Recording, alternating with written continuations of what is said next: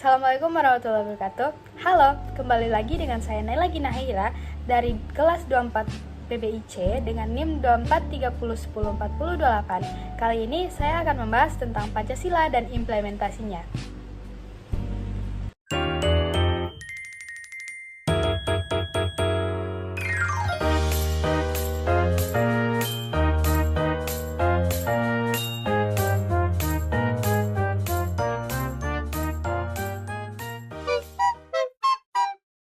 Seperti yang kita tahu, sekarang banyak orang hafal Pancasila, tetapi tidak semua orang paham bagaimana cara mengimplementasikannya pada kehidupan sehari-hari. Padahal, mengimplementasikan Pancasila itu yang membuat nilai-nilai Pancasila itu terasa nyata di kehidupan kita sehari-hari. Anda ingin sukses? Anda ingin maju? Anda ingin berhasil? Ya, jangan menyerah. Tekun, giat, semangat. Seperti saya ini. Nih hasilnya. Kelapa. So now, let's go deeper.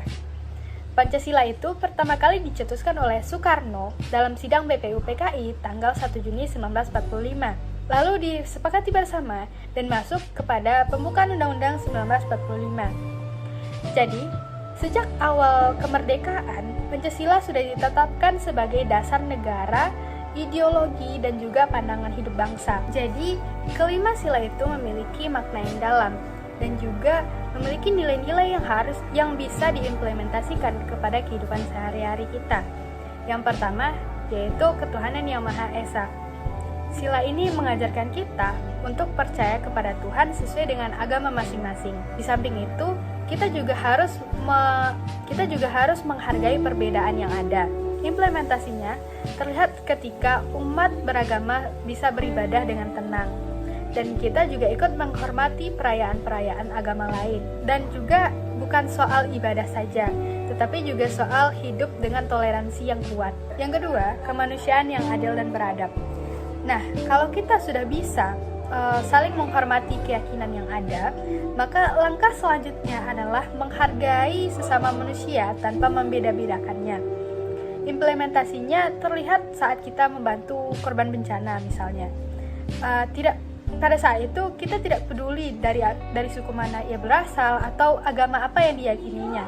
Atau dalam hukum, setiap orang juga diperlakukan sama dan tanpa memandang bulu sedikit pun. Nah, yang ketiga itu persatuan Indonesia.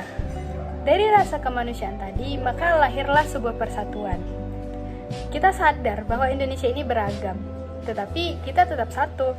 Implementasinya bisa dilihat dalam penggunaan bahasa Indonesia sebagai bahasa pemersatu bangsa, atau dari gotong royongnya, atau bahkan dari rasa bangga saat mendukung timnas contohnya. Jadi walaupun berbeda-beda, kita akan tetap satu. Nah, yang keempat, krakatauan yang dipimpin oleh hikmat kebijaksanaan dalam permusyawaratan perwakilan. Kalau persatuan sudah terbentuk, maka langkah berikutnya adalah mengatur kehidupan bersama dengan demokrasi. Artinya, setiap keputusan penting diambil dengan langkah musyawarah atau lewat wakil rakyat yang kita pilih. Implementasinya sudah sangat jelas, seperti adanya pemilu, adanya rapat musyawarah desa, atau bahkan di kelas pun kita juga sering memilih ketua lewat voting atau diskusi kan. Yang kelima adalah keadilan sosial bagi seluruh rakyat Indonesia. Akhirnya, tujuan dari semuanya itu adalah terciptanya keadilan. Implementasinya bisa lewat program pemerataan pembangunan, bantuan sosial, dan kesempatan pendidikan yang terbuka untuk umum.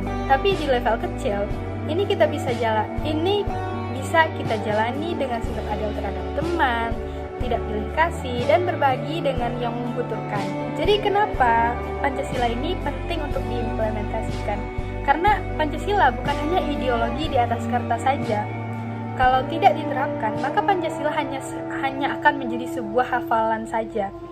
Dengan adanya implementasi, nilai-nilai dalam Pancasila itu akan terasa nyata. Seperti masyarakat akan lebih toleran, pemerintah bekerja adil, dan juga rakyat akan hidup lebih sejahtera.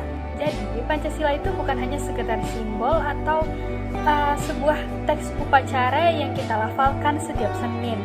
Tetapi, Pancasila adalah pedoman hidup bangsa.